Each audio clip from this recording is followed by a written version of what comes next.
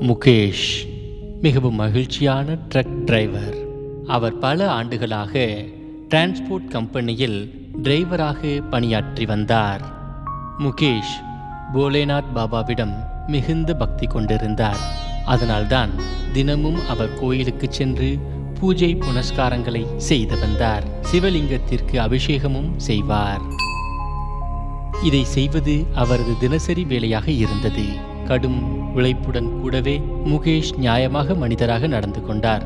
அதனால்தான் முகேஷினுடைய உரிமையாளர் அவன் மீது மிகுந்த நம்பிக்கை வைத்திருந்தார். நீண்ட தூரம் செல்லக்கூடிய பயணங்களுக்கு அனைத்துக்கும் முகேஷையே அவர் தேர்ந்தெடுத்தார். அவருடைய குடும்பத்தில் அவருடைய அம்மா சகுந்தலா, மனைவி ராதா மற்றும் 2 குழந்தைகள் சோனு மற்றும் முன்னி இருந்தனர். முகேஷ் தன்னுடைய குடும்பத்தை மகிழ்ச்சியாக வைத்திருக்க அனைத்து விதமான வேலைகளிலும் ஈடுபட்டார். தனது அம்மாவிற்கும் சரியான பணிவிடையை செய்து வந்தார். அவருடைய அம்மா அவருக்கு எப்போதும் ஆசீர்வாதத்தை கொடுத்தார். எப்பவும் ரொம்ப நல்லா இருப்பா. கடவுள் உனக்கும் உன் குடும்பத்துக்கும் எந்த குறையும் எப்போதும் கொடுக்க மாட்டாருப்பா. அம்மா, போலேநாத்தினுடைய ஆசீர்வாதமும் உங்களுடைய வாழ்த்துக்களும் எப்பவுமே இருக்குமா. வேற என்னமா எனக்கு வேணும்? மாத கடைசியில் முகேஷினுடைய உரிமையாளர் அவனுக்கு சம்பளம் கொடுத்துவிட்டு சொன்னார், இந்தாப்பா முகேஷ், இந்தா சம்பளத்தை எண்ணி பார்த்துக்கோ. மொத்தமாக 12,000 ரூபாய் இருக்குப்பா. நான் என்னங்க சென்றது? நீங்கள் தான் எண்ணி பார்த்து தானே கொடுத்துருக்கீங்க. அப்போது அங்கு பாரோ வந்து விடுகிறார். இன்னொரு டிரைவரான கோபாலினுடைய மனைவி அவர். சில மாதங்களாக கோபாலுக்கு உடல்நிலை சரியில்லாமல் இருந்தது. அதனால்தான் பாரோ ஓனரிடம் உதவி கேட்டு வந்திருக்கிறார். அவர் ஓனரிடம் சொன்னார், ஐயா, நான் முகேஷுக்கு மருந்து வாங்கணுங்க. நீங்க எனக்கு 5,000 ரூபாய் கொடுத்தா ரொம்ப உதவியா இருக்குங்க. பாரோ, இங்க பாருமா, நான் ஏற்கனவே உனக்கு நிறைய பணம் கொடுத்து உதவி செஞ்சிருக்கேன். இப்பெல்லாம் என் டிரான்ஸ்போர்ட் கம்பெனியில் அந்த அளவுக்கு வருமானம் கிடைக்கிறது இல்லைம்மா. நீங்கள் வேறு எங்கேயாவது போய் ஏற்பாடு பண்ணிக்கோங்க. நான் அதிகமாக பணம் கொடுக்க முடியாதுமா. இந்த பதிலை கேட்டு பாரோ மிகவும் ஏமாற்றமடைந்தார். அவருடைய கண்களில் கண்ணீர் பெருக்கெடுத்து ஓடத் தொடங்கியது. இதை அனைத்தையும் அருகில் இருந்த முகேஷ் பார்த்து கொண்டிருந்தார். பாரோவிற்கு 5,000 ரூபாய் கொடுத்து அவர் சொன்னார், இங்கே பாருமா, இந்தா பணம் வச்சுக்கோ. கோபாலுக்கு மருந்துகள்லாம் வாங்கி கொடுமா. ராமு அண்ணே, உங்க உதவியை நான் என்னைக்குமே மறக்க மாட்டேன். நான் எப்படியாவது ஏதாவது செய்து உங்க பணத்தை நான் கட்டாயம் திரும்ப கொடுத்துடுவேன். இல்லம்மா, இதெல்லாம் அப்புறம் பண்ணிக்கலாம். முதல்ல போய் நீ மருந்துகள்லாம் வாங்கி கொடுமா. பாரு அங்கிருந்து சென்று விடுகிறார். முகேஷ் தன்னுடைய வீட்டிற்கு வருகிறார். ராதாவிடம் 7,000 ரூபாய் கொடுத்து விட்டு சொல்கிறார், இந்தம்மா ராதா, எனக்கு சம்பளம் கிடைச்சிடுச்சு. அட, வெறும் 7,000 ரூபாய் தான் இருக்கு. மீதி பணம் எல்லாம் எங்க போச்சு? முகேஷ் பாரோவிற்கு 5,000 ரூபாய் கொடுத்த கதையை ராதாவிடம் எடுத்து சொன்னார். ராதா அதற்கு பதிலளித்தார், 12,000 ரூபாயில நம்ம குடும்பத்தோட செலவே பண்ண முடியாம இருக்கும். 5,000 ரூபாவை தானம் பண்ணிட்டு வந்திருக்கீங்க. இந்த மாசத்தை நான் எப்படிதான் ஓட்ட போறேன்னு தெரியலையே. அட ராதா, இத பத்தி நீ கவலைப்படாதம்மா. அவ பாவம்மா, அவளுக்கு ரொம்ப பணம் தேவைப்படுது. கடவுள் எல்லாத்தையும் பார்த்துக்கிட்டு தாம்மா இருக்கிறாரு. அவரு நமக்கு எந்த பிரச்சனையும் வரவிடாம பாத்துக்குவாரு. நீங்க சொல்லிக்கிட்டு தான் இருக்கீங்க. நம்ம நாட்கள்லாம் எப்பதான் மாறப்போகுதுன்னே தெரியல. நாம எல்லா செலவுகளையும் செய்யற மாதிரி எப்ப பணம் வரும்னே தெரியல. ராதா, நீ ஏமா கவலைப்படுற? போலேநாத்தினுடைய ஆசீர்வாதத்துல எனக்கு ட்ரக் கிடைச்சிடுச்சுன்னா நமக்கும் எந்த வித பிரச்சனையும் வராதுமா. பிறகு சிறிது நாள் கழிந்தது. விரதத்திற்கான நாட்கள் தொடங்கியது. பக்தர்கள் அனைவரும் போலேநாத்தை தரிசிக்க அவர்கள் ஹரித்வார் நோக்கி பயணப்பட்டார்கள். முகேஷும் ஒவ்வொரு வருடமும் யாத்திரையை மேற்கொண்டார். ஆகவே அவரும் ஹரித்வார் செல்வதற்கு தயாராகி கொண்டிருந்தார்.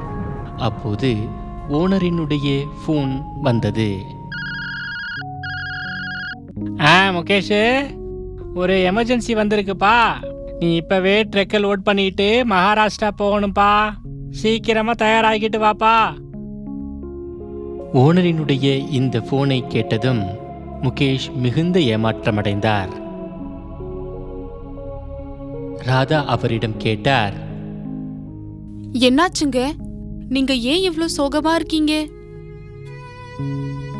ராதா, உனக்கு தான் தெரியுமே, நான் தான் ஹரித்வார் போய் ஒவ்வொரு வருஷமும் கங்கை தண்ணியை எடுத்துட்டு வந்து உள்ளூர் கோயிலில் அபிஷேகம் பண்ணுவேன்.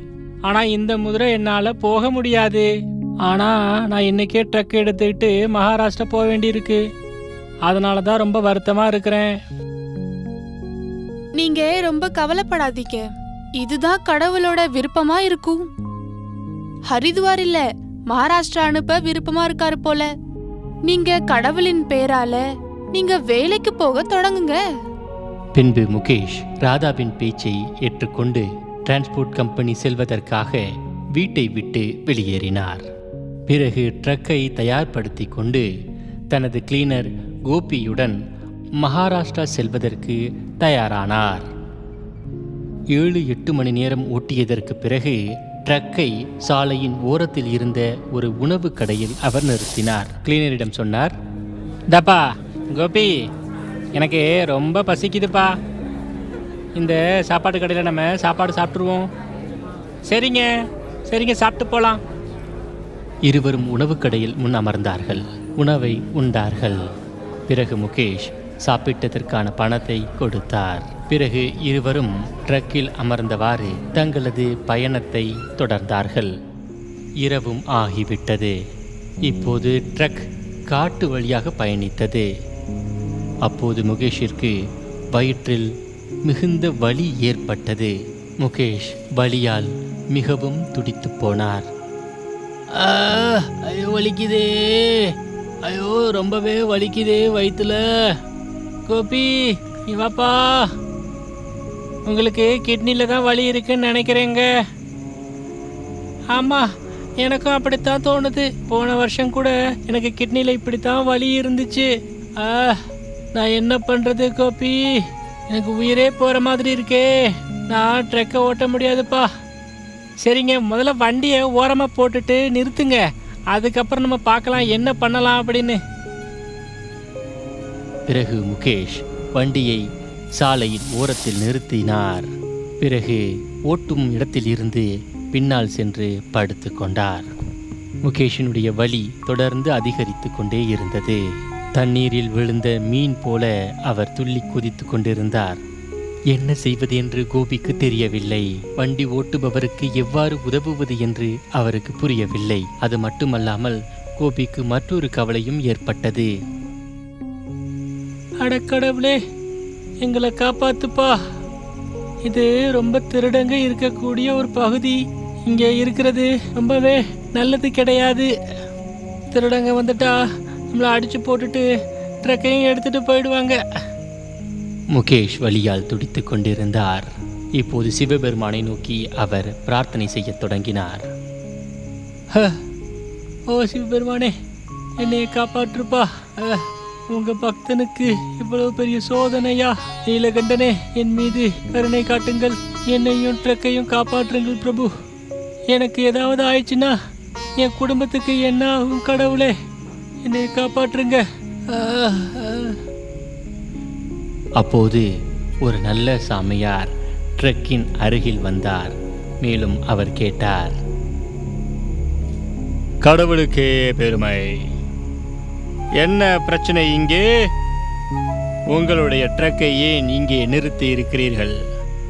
இது மிகவும் ஆபத்தான ஒரு பகுதி. இங்கிருந்து உடனடியாக கிளம்புங்கள். சாமியாரே, வண்டி ஓட்டுறவருக்கு வயிற்றுல ரொம்ப வலி ஏற்பட்டுடுச்சுங்க. வண்டியை ஓட்ட முடியாது. எனக்கு வண்டியை ஓட்ட தெரியாதுங்களே, அதனால தான் நாங்கள் இங்கேயே இருக்கிறோம்.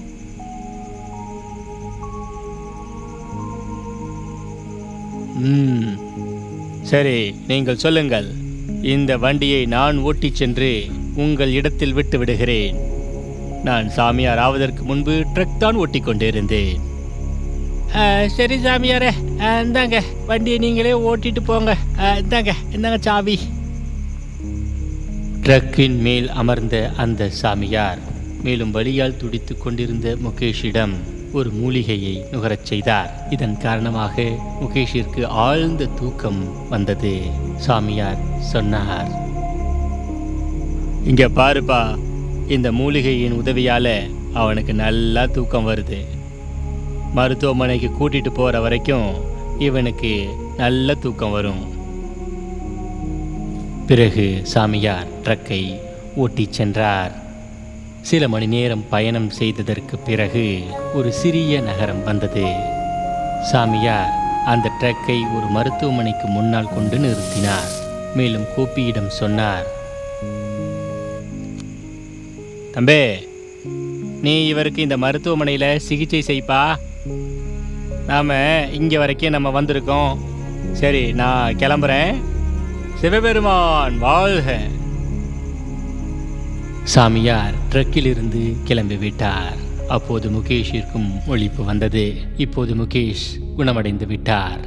அவருடைய வயிற்றின் வலியும் நீங்கி விட்டது. முகேஷ் கூறினார், அட, இப்ப சரியாயிட்டேன். கோபி, அப்ப அந்த சாமியார் எங்க? ஐயா, அவர் வண்டியை நிறுத்திட்டு போயிட்டாருங்க. அவரு தேவ தூதர் மாதிரி தெரிஞ்சாருங்க. திடீர்னு தோன்றி நமக்கு உதவி செஞ்சுட்டு அவர் கிளம்பிட்டாரு. எனக்கு புரிஞ்சிடுச்சு கோபி. அந்த சாமியார் யார் தெரியுமா? அவர் தேவ தூதர் கிடையாது, அவர் சிவபெருமான் தான். என்னுடைய வழியை பார்த்ததும் சாமியாரனுடைய வடிவில் வந்து எனக்கு உதவி செஞ்சிருக்கிறாரு. சிவபெருமானுக்கே பெருமை. என்னுடைய வழியில் இருந்தும் என்னை காப்பாற்றி இருக்கிறாரு. எனக்கு காட்சியளித்து எனக்கு அருள் புரிஞ்சிருக்கிறாரு. அட, அப்ப மருத்துவமனைக்கு போக வேண்டிய அவசியம் இல்லப்பா. எனக்கு போலேநாத்தினுடைய ஆசீர்வாதம் கிடைச்சிருக்கு. இப்ப எந்த பிரச்சனையும் வராது. சரி, நம்ம இங்கிருந்து கிளம்பலாம். முகேஷ் டிரைவிங் சீட்டில் அமர்ந்தார். பின்பு சொன்னார், சிவபெருமான் வாழ்க, சிவபெருமான் வாழ்க.